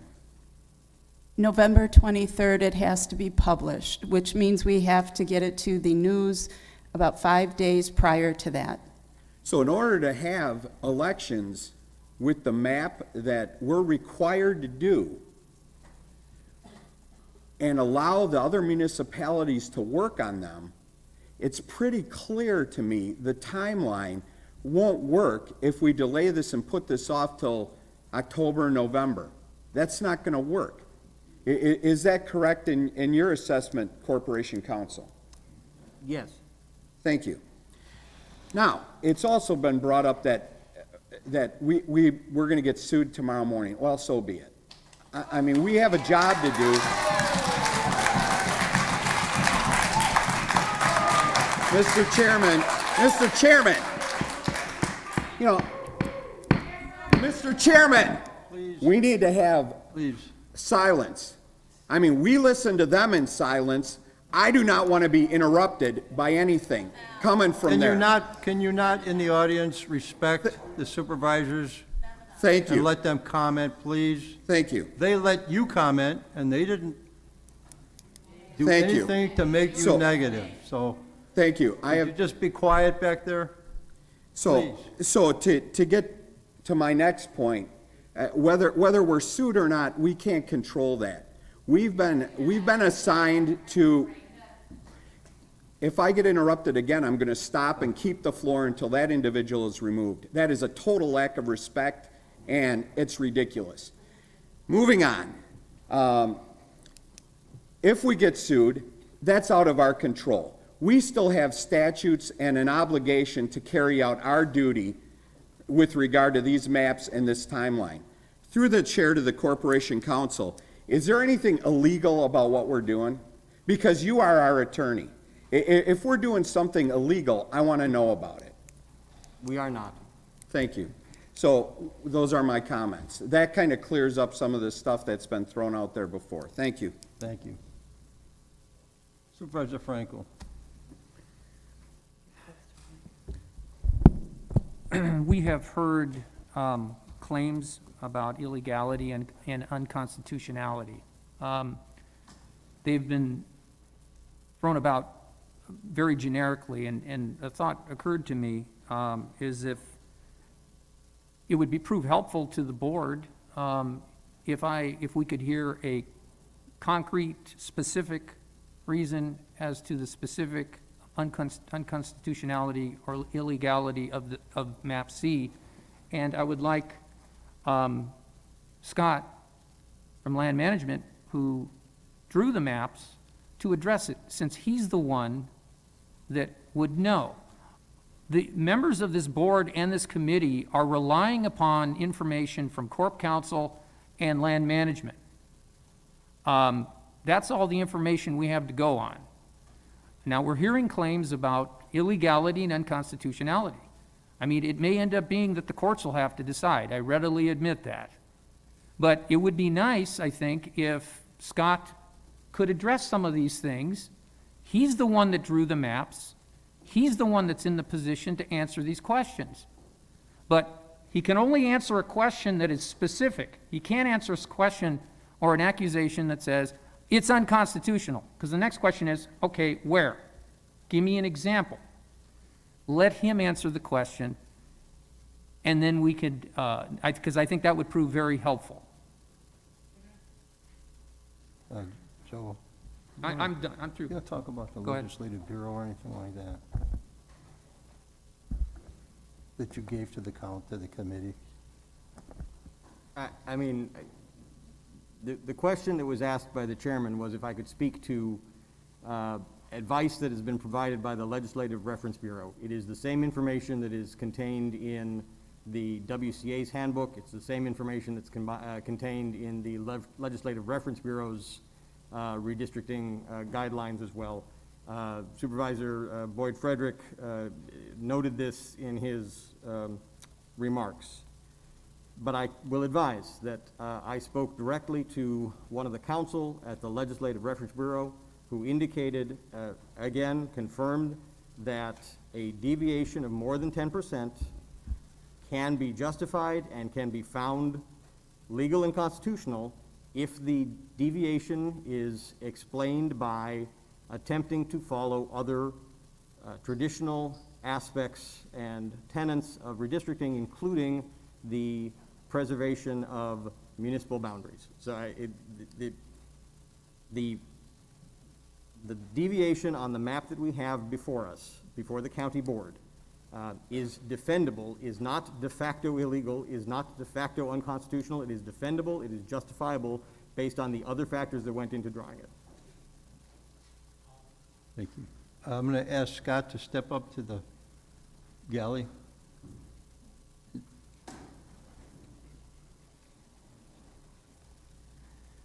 I'm going to stop now. Is there any supervisor has a specific question of Scott? Supervisor Reports.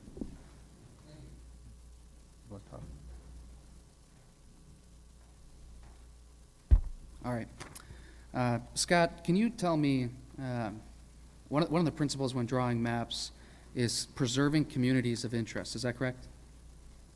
Yes. And another one would be something about political boundaries, right? Upholding the unity of political subdivisions. And that, when we're talking about political subdivisions, we're talking, in this case, the municipalities, correct? Correct.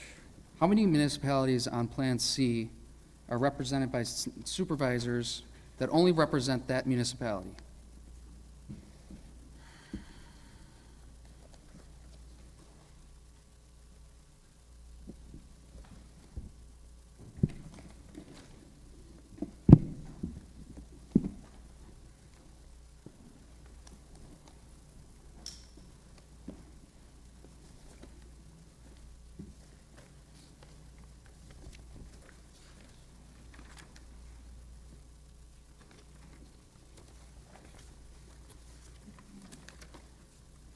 And I apologize, your question again was how many municipalities are represented by supervisors that Only represent that municipality. only represent that municipality? Correct.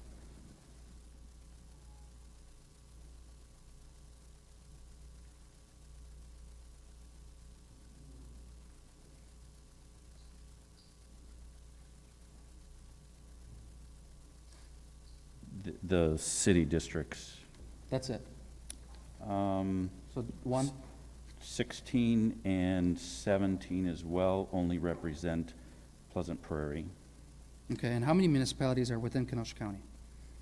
I don't, I believe it's 13. I may be off by 1 or 2. So we respected 2 out of 13. Is that correct? Out of 13? Yeah, you said 2 municipalities are represented by supervisors that only represent those municipalities. The city of Kenosha and the village Pleasant Prairie. So that's 2 out of... Correct. All right, and communities of interest, can you define what a community of interest might be? Communities of interest are communities that have certain characteristics, and for that reason, they may or may not be grouped together. So is it fair to call a neighborhood a community of interest? In some cases, yes. Okay. Would you consider Whitecaps a community of interest? Yes, it could be argued it is, Okay, yes. and how many supervisors under Plan C would represent Whitecaps? 2.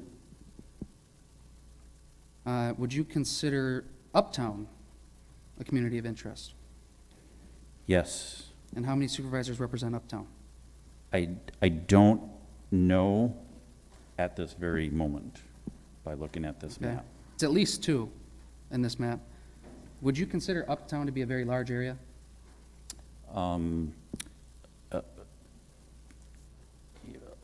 A large area? I guess it is. There's significant population there. Okay. I would not consider it, geographically, is it a large area? Geographically, it's, what am I guess I No. don't know what The I'm answer is no. comparing it to. No. Are you familiar with the Sunnyside neighborhood or the Greveno neighborhood? Not specifically. Okay, it's a well-established neighborhood currently in my district. Lots of UAW retired folks, young families, things of the sort. It doesn't appear, correct me if I'm wrong, that you took into consideration that that community of interest. Is that correct? You cut it almost right in half. Again, I'm not entirely familiar with it. Okay. I don't know where the boundaries of the districts intersect the Sunnyside neighborhood necessarily. Okay, are you familiar with the Lincoln neighborhood around Lincoln Park? I've heard of it, and you know, Supervisor Rodriguez, I did not have the opportunity to review every subdivision throughout the county in putting this plan together. Okay, well, what I'm getting at here is some communities of interest were preserved, so to speak. Some were cut down the middle, and some were divided even more so than that. And then we look at these municipal boundaries. The city's important, I guess, The village of Pleasant Prairie is important, I guess, but nothing else is important. Not Bristol, not the village of Summers, not the town of Summers. Paris is important, I guess, in this map. Brighton looks to be mostly important. Where are the decisions made and how are they made?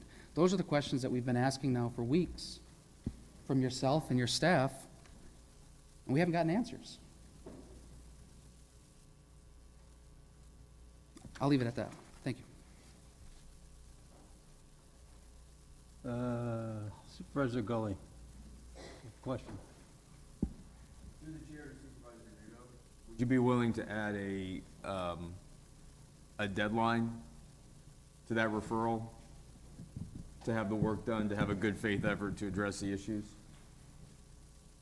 If we went to like the 29th, and that would still give 8 weeks before the 23rd of November.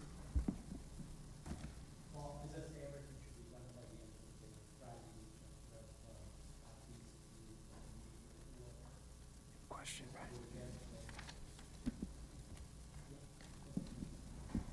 right? Okay. Supervisor, you, yes.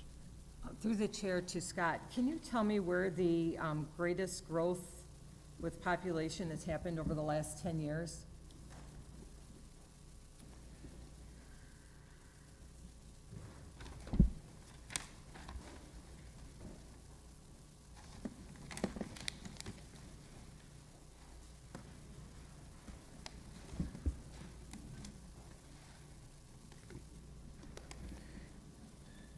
It appears in Pleasant Prairie, And how much was that growth by?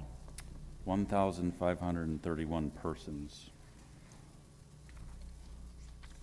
And did that growth take place on the east side of Pleasant Prairie or more towards the center and west? More towards the center and west. Okay.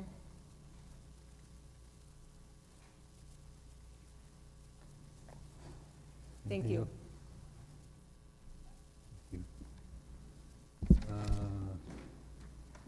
Supervisor Rose, did you have a comment? It's not to the speaker, but it's to the issue of the timeline. Let's take a look at specifics. The committee convened to work on the problem in mid-August. This is September 15th. It's approximately 30 days. The clerk said that she needed to have the plan to the Kenosha News for publication November 23rd, and therefore needed 5 days before that to prepare. That's November 17th. That's more time than this committee worked on this plan from the mid-August to today's date. We have the time. Use that time and use it effectively by doing some of the things that have been suggested here at the board meeting and at the public hearing. I heard nobody at the public hearing say, you know what, this is a good plan. We support it. Everybody spoke against it. Everybody had some sort of criticism of it. Where are the speakers in favor of it?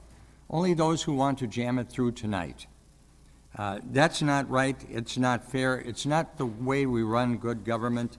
And let's take a vote. Let's get this thing referred back and give it some time when we have the time, instead of ending up arguing about it in court. Supervisor Noodle, you want another comment? Yeah, I just want to respond, if I can, to Supervisor Frango question by saying that everybody's just throwing out by saying it's unconstitutional. Question of Scott at all? I'm sorry? You have a question of Scott? I'm making a comment. I'm sorry. Right. I don't need I brought Scott up here for questions. well, too. but I don't need Okay, directions that's to fine. what Go my ahead. question should be. I just want to make sure. I'm giving answers, maybe. So I was done by saying everybody's throwing out. No, nobody's throwing out anything by saying. We got a letter tonight, an email, stating most of the points where it's legal or unconstitutional. With all due respect to Supervisor Rodriguez, which is not an attorney, however, with the questions that he asked to Scott, and that's what I was getting at, if I was the judge, I would have said immediately, you guys are crazy to even bring this up in front of me. All the things, all the questions, all the points that Supervisor Rodriguez says, it's against the law. And when we asked about some of the communities which they're supposed to be together, is unaware of where those communities. How can you prepare a map if you don't know what a community of interest is or anything else? I know one of the things he mentioned quite a few of the communities. There is one that is really shows on Lake George that's been split. Going back to Whitecaps. Okay, the Whitecaps is an association. It's just one association. So what are we going to do? We're going to have two supervisors representing on anything that with two things? That's illegal. Thank you. Thank you. Supervisor Rodriguez, did you have another comment? Okay. Supervisor Franco, no? Yes? Whitecaps is part of my district, and there are over 800 homes there. It's not a street or two. It's an enormous subdivision. Yeah, it has an association. Where I live in Horizons, I live in an association too. But Whitecaps is an enormous one, and there have been two representatives there for a while. And so, the way the map C is represented, the eastern edge, I'm going to lose some people because my district grew 7%, and I'm going to lose some people on the other end. But that in and of itself, to me, is not necessarily illegal or unconstitutional. I think some of us are forgetting the fact that everyone's district is going to change. Either it's going to get bigger or it's going to get smaller. Some districts more so, some districts less, depending upon the deviation. County districts, I border it. I'm on a city and county because I go all the way out to Strawberry Creek. The further you go west, the more geographic area because there's less density. A lot of these problems in the city, everything's more compact, so it's not surprising that you have aldermen and county supervisors bunched together closer. This is just simple geography. I don't see that as necessarily unconstitutional or there's some nefarious plot. Now, again, as I said earlier, we only have to go by what Scott said and what Corp Counsel tells us that we are on legal footing, good legal footing. Who am I to say you're wrong? I'm not a lawyer. Corp Counsel, will you say again that this is this map C that the committee has recommended is perfectly defensible? Yes. You done, Supervisor Franco? Okay. Supervisor Rodriguez again? Thank you. Scott, did you draw, or were you part of drawing the map back in 2011? Personally, I was not. Okay. I just want to note that the population deviation, the current map that we have, is a little over 7%. The map that we're considering tonight is almost double that. I mean, these are the things that I feel like some of my colleagues are just ignoring. And like Supervisor Rose stated, we have a crowd of people here tonight, many of which have left already because it's 9:30 at night. Not one person came to speak in favor of these maps. Not one. We didn't receive any communications from anybody saying, hey, I live in this district, or maybe they didn't say where they live at all. Pass the maps. Nothing. Every single person we heard from tonight said, do not pass these maps. But what it's looking like this county board is poised to do is pretend that this wall behind us was a little bit taller. We didn't have to look at them. We didn't have to listen to them. Think about that for a minute. And as for the crowd we have tonight, For this many people, given the last year, this is by far the nicest crowd we've ever had. And we're ignoring them. I think it speaks to how this body governs, and I think it speaks to how each individual supervisor governs as well. And I don't, correct me if I'm wrong, but I'm pretty sure each and every person behind us is going to remember how their supervisor, if they're even here tonight, was governing. Thank you. Supervisor Decker? Yeah, I'd just like to comment a couple of comments. Supervisor Franco said that we are on good legal footing, that the Corporation Council said that. He did not. He said the maps are perfectly defensible. Perfectly defensible and good legal footing are two different standards. They're not the same. In the committee meetings, I'd just like to point out there were questions asked that the administration or the committee members refused to answer, especially by Supervisor Rodriguez. Things were told that were untrue, like Supervisors Palmerville, Supervisor Lewis, Supervisor Norgan, Supervisor Beth, and myself all live in a lateral line. I was in geometry in high school. That was quite a few years ago, but a line that goes like this is not a lateral straight line. So there were numerous things that were that we were lied to about in committee, just outright lied to. Told that we were told, Supervisor Nudo was told that they would take supervisors into consideration where they live when the maps were drawn, the districts were drawn. Then we get the maps, and Supervisor Nordigan and myself are mapped together, and we're told, no, we didn't look at that. But then when you look at the city supervisor districts, there's like 6 or 7 supervisors in the city that are within less than 2 blocks of the border. Wow, what a coincidence that many supervisors are that close to the border and none of them were redistricted into each other. And it was pointed, it was also, yes.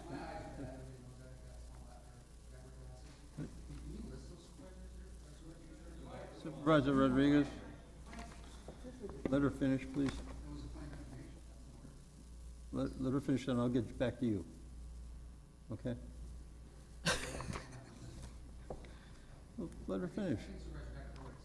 Well, I can state my eyes aren't as, even though I'm older than you, Mr. Supervisor Rodriguez, I'd say, and I'm not saying this to any of these supervisors that I am naming off. Supervisor Celebry, Supervisor Kubicki, Supervisor Rodriguez, Supervisor Ron Frederick, Supervisor Gabe Nudo, Supervisor Jeff Gentz, and I would say Supervisor John O'Day, but I can't exactly tell if that's within 2 blocks. So that's a whole lot of supervisors that just happen to be within their districts when we're not drawing, not paying attention to the district lines and where supervisors are placed. And on that same topic, we were told that, and then the chair of the committee goes to the Kenosha News and says that they were taken into consideration. So we're given different answers. They go to the Kenosha News, give different answers. It's just ridiculous how this committee is ramming through these maps on a partisan basis, which is obvious when you have 5 Democrats on the committee. And then it's so ridiculous that one of the supervisors says that Supervisor Palmerville is a Republican. That's how much they're willing to lie to force these maps down the citizens' throats. So I support referring it back to committee and drawing a new map. Thank you. Supervisor Rodriguez. He's done. He's done. Okay.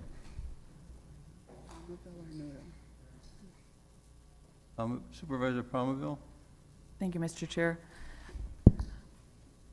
I would consider doing one more try at the maps if it was a turnaround within 2 to 3 days.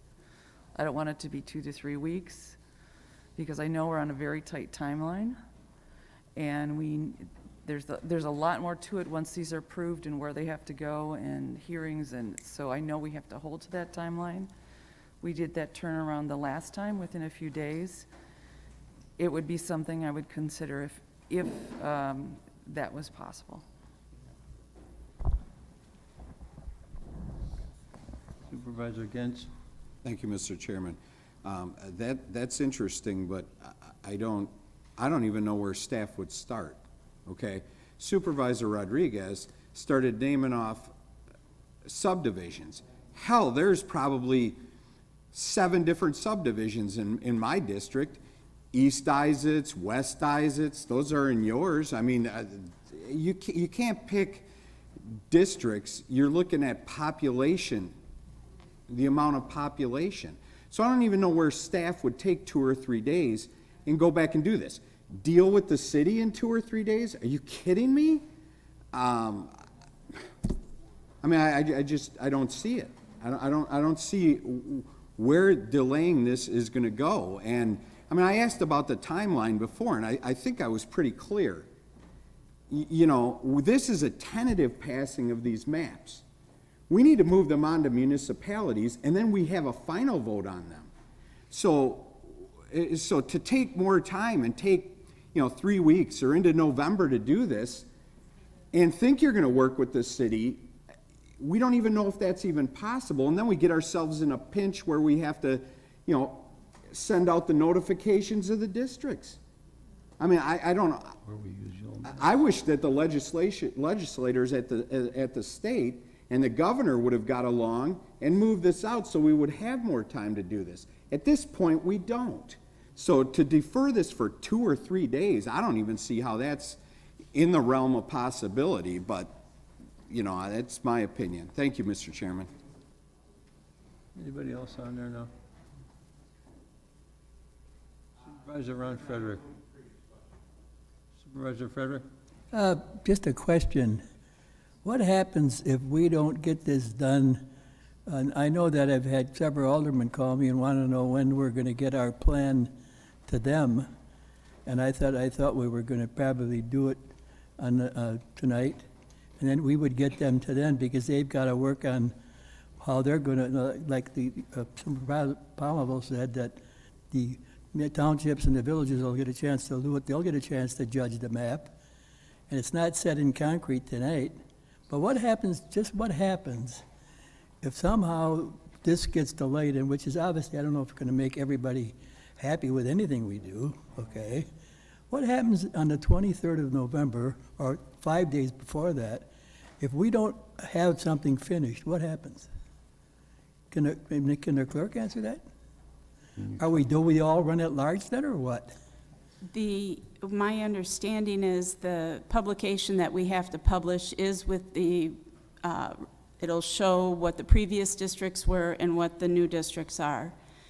And if there are incumbents in there.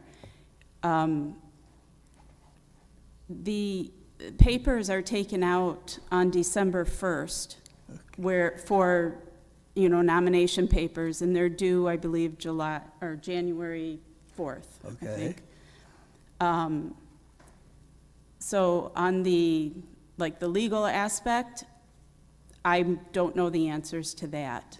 But I know when I say 4 days in advance, or 5 days or so, it's because the Kenosha News requires that we send it in advance, so many days before we can publish it. But my point is that we could send this back, and what now? Because no one is satisfied with anything. I lost my district, I lost half of it. So what would I do then? Just get my paper signed in what district would I sign up when it comes time to run? I mean, that's my point is we'll never get it done because we got to get to the townships so they can go through it. The city council has to set their districts, wards or whatever. We're not going to get it done if we refer it back. So that's all I'm saying. I'm not going to vote to refer it back because that's not going to get us done. So, I mean, whatever everybody thinks, it's not anything that I didn't see these maps, like I said, was accused of saying, I didn't see these maps until the committee saw them, and I can't remember exact date. That's when I saw them. And my district changed. I lost about half of it, and the other half is part of the Nudo's district. And now the new district I have, I looked up the addresses, and I've got right now 2 aldermen, and but neither one of those is my alderman. My alderman is not even in my district but he's my alderman because I'm in his district, okay? So I don't think, if we refer this back, we're not going to get done. So my question is, what happens then? So I can't vote to refer it back because it's not responsible, okay? Just one point that you were talking about for us, for our office, for getting the information to us on time. The concern and the tightness of the deadline is, once it goes to the municipality, they have a lot of work to do on it. That's right. And so we delay our portion, that delays them and puts pressure on the municipalities as well. I'm looking at the timeline. I see September 15th, which is where we are right now. After that, it goes to the municipalities. They have a certain date. They have to have public hearings. Let's say the county public, they have to have 3 public hearings, one on October 11th, one on 18th, and one on the 25th. Then on November 2nd, it's a contemporary, holds a public hearing and adopts the plan. So we're not going to get it done. So you better understand that if you vote to refer this back, you're delaying it to the point where we're not going to get that to them, and they're not going to be able to act, and nobody's going to get done. So that's why I can't do it. You done? Supervisor Frederick, you done? I'm done. Thank you. Supervisor Kubicki? Thank you, Mr. Chairman. The Chairman, to Mr. Schutze, if I could ask a question, please. Mr. Schutze, if we were to go to the original map that we're all under currently with the new population growth, what would our deviation be? 26%. Okay, thank you, sir. I will not be referring this back to be looked at again and again and again, because as was mentioned earlier in the comments, we're never going to have 23 people agree on anything, whether they get this district or that block or somebody talking while I talk or whatever it might be. You're never going to please everybody. We aim to please as many people as we can. You can thumb up that as much as you want. We appreciate it, and that's how I'll be voting tonight. Thank you, Mr. Chairman. Thank you. I think we're clear. I don't know, Decker. No other discussion? No. No, Decker. Okay. All right. You want to read it back? Let's read it back. Let's read back the motion.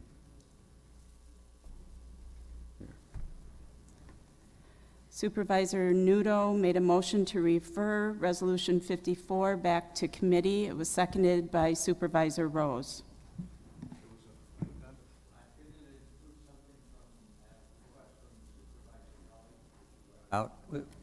Say that again.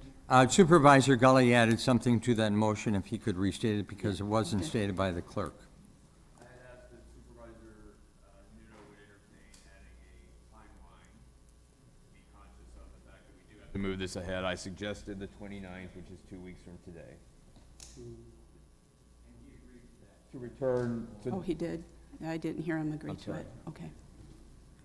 So the motion to refer with the maps coming back, the timeline being September 29th.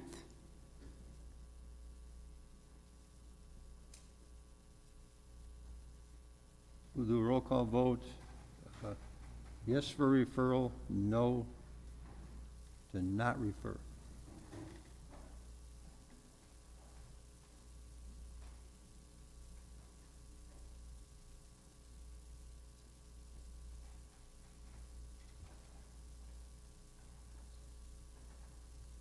Motion failed, 7 yes, 11 no.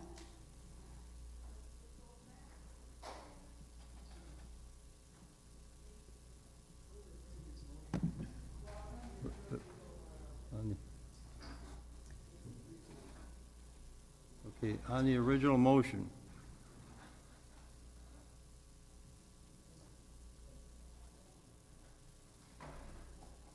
Supervisor Gully?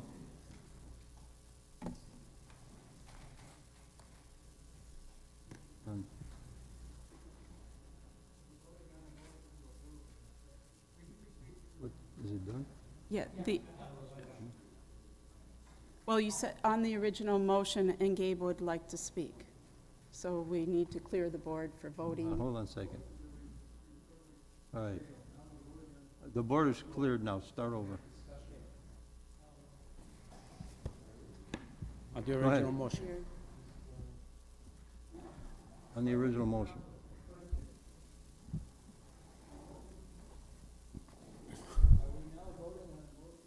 No. Any discussion on the motion? Go ahead. Okay, thank you. I'm gonna make it this very short. I think tonight it's a sad day for Kenosha County and this board. I was told we got the votes, so we can pretty much do everything. So that part, I guess it's right. The other part that we proved tonight, my response to that was, yes, you guys might have the vote, but I got the people behind me, and this shows there.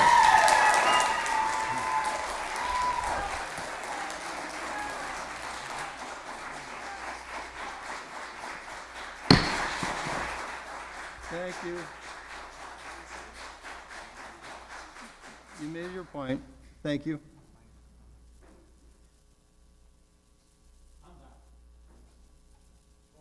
Roll call vote.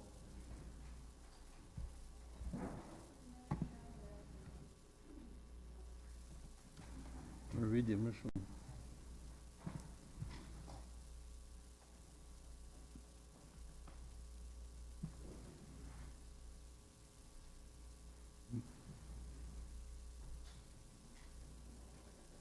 Motion passes, 12 yes, 6 no.